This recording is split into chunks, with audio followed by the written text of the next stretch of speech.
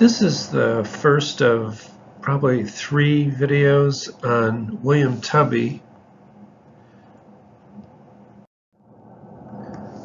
William was born in Des Moines, Iowa, came to New York to go to school, got started with his practice, got a lot of commissions across a wide spectrum of projects, and you got to start building a lot of things for Pratt Institute and also the home of Charles Millard Pratt in Clinton Hill. And then he also designed numerous groups of houses in various neighborhoods in northern Brooklyn. He also designed some warehouses and factories in the Dumbo area. He's the only one of the Brooklyn school that really did much work in that regard. So he has a long list of projects that he's done in Brooklyn. Later on, he moved out of the city up to Connecticut, and he did more work up there as well as out on Long Island. So this first video will show you his groups of houses, and then the second video will start off with Pratt Institute, and then the third video will include the rest of his work later in his career in Brooklyn. I'll first show you 2 buildings that we'll be taking a look at in later videos, and the historic photographs of them near the time they were built don't do them justice. We'll see them in color, and they're much more visually striking. But one is the Charles Millard Pratt House in Clinton Hill on Clinton Avenue, and the other is, it's now called the American Thread Company building, but it's no longer a thread company building. It's no longer a wool exchange building. It's been converted to residential, but it's in Tribeca over by the Hudson River just south of Canal Street. So both of these were designed by William Tubby, and we'll be looking at these and much more. Well, this house at 57 Willow Street is undergoing a renovation. We're looking for 43 Willow, built in the 1840s.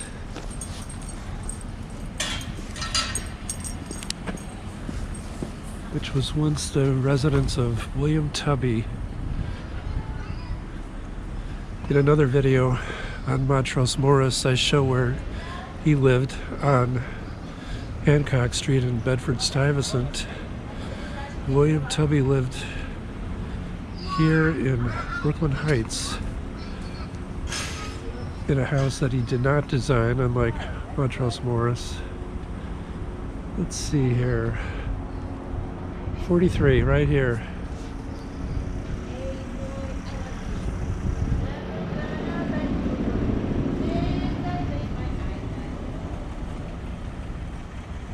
It's described as a Dutch colonial revival house. William Tubby, his house in Brooklyn Heights. And Willow Street, which has cross streets named after fruits. Like, I just crossed Pineapple Street, and this is Cranberry Street. But Willow Street is only a half block away from the promenade that looks out over the East River. Let's just walk down here, as William Tubby maybe did back in the day. I think the promenade was built much later over the Brooklyn-Queens Expressway that runs underneath. But a lot of these buildings were here, and the street was here.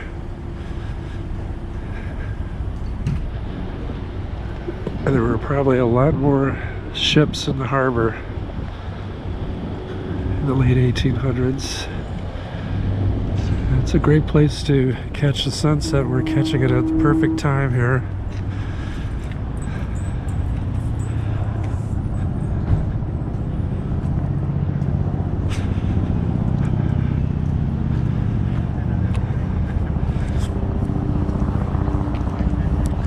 This is January 12th, and it's been a very nice weather day. A lot of sunshine, not too cold. That's Governor's Island, which I talked about in a previous video, as well as the Staten Island Ferry was also in a different previous video. And there's Lower Manhattan. And this is a new hotel built here that blocks the view of the Brooklyn Bridge, which a lot of people here in Brooklyn Heights were very unhappy about. But they still have a great view of New York Harbor and the sunsets. This is 124 Willow Street in Brooklyn Heights. It was a 1831 brownstone that was remodeled to look like an eclectic Flemish Renaissance revival house in 1885 by William Tubby, who coincidentally lived down the street. So we're on one of the quietest streets here in all of New York, Willow Street. We're like a block, maybe 2 blocks in from the promenade facing the East River in New York Harbor, across from Manhattan. So 126 Willow Street. 124 Willow Street in Brooklyn Heights, William Tubby, 1885.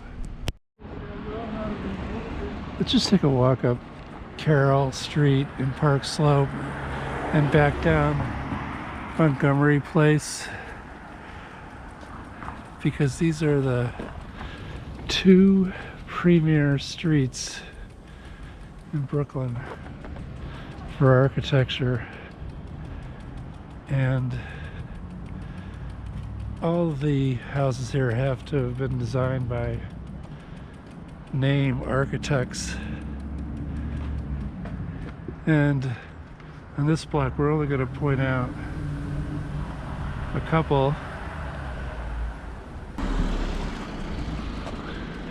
864, 66, 68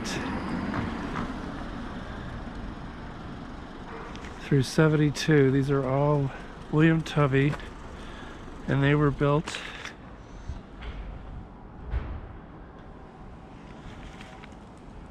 (1887), Queen Anne Romanesque.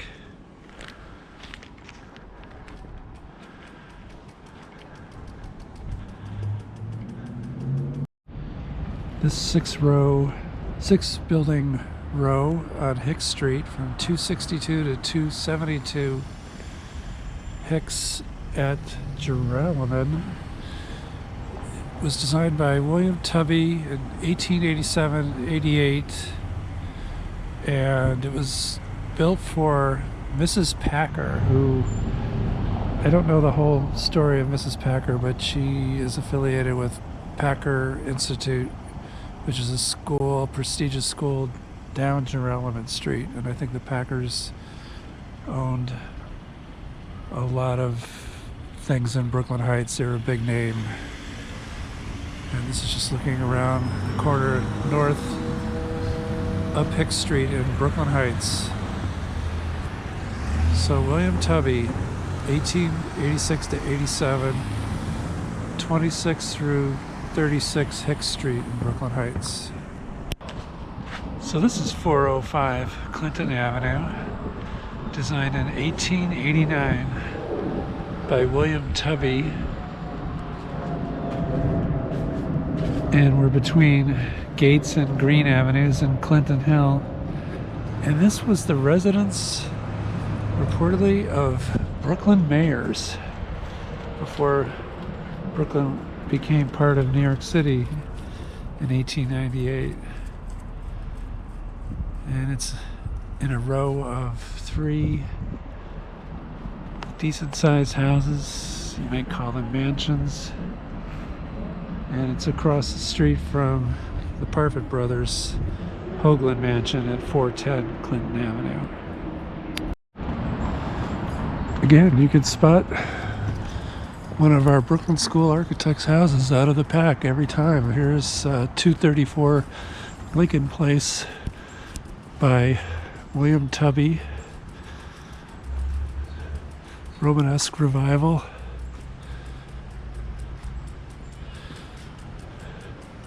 Late 1880s.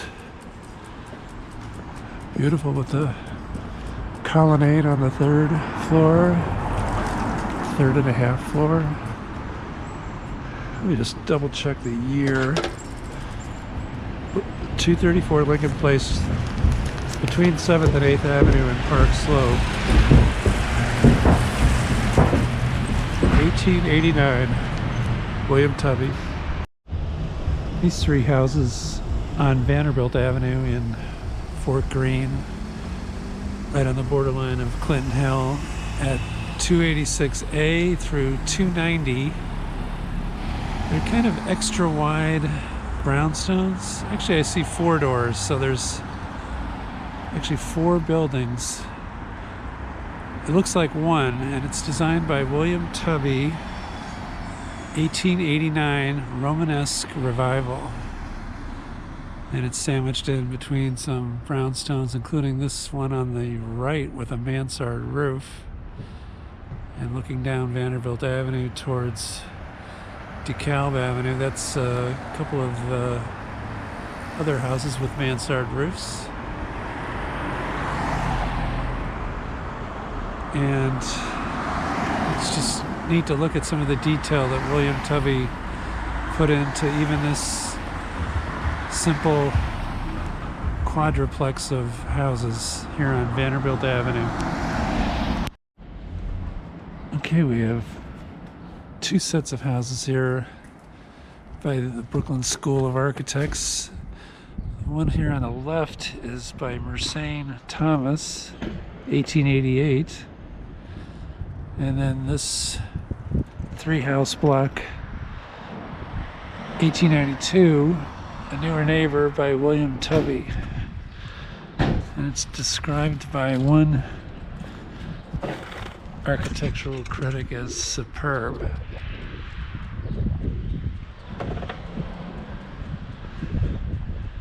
But I'd put pretty much every building that's designed by the Brooklyn School Architects in that category. So you've got William Tubby here on the right, 1892, and Mersenne Thomas, 1888, side by side. This is 129 through 135 Cambridge Place, just north of Fulton Street. Designed by William Tubby in 1894 on a street that's mostly brownstones in Clinton Hill.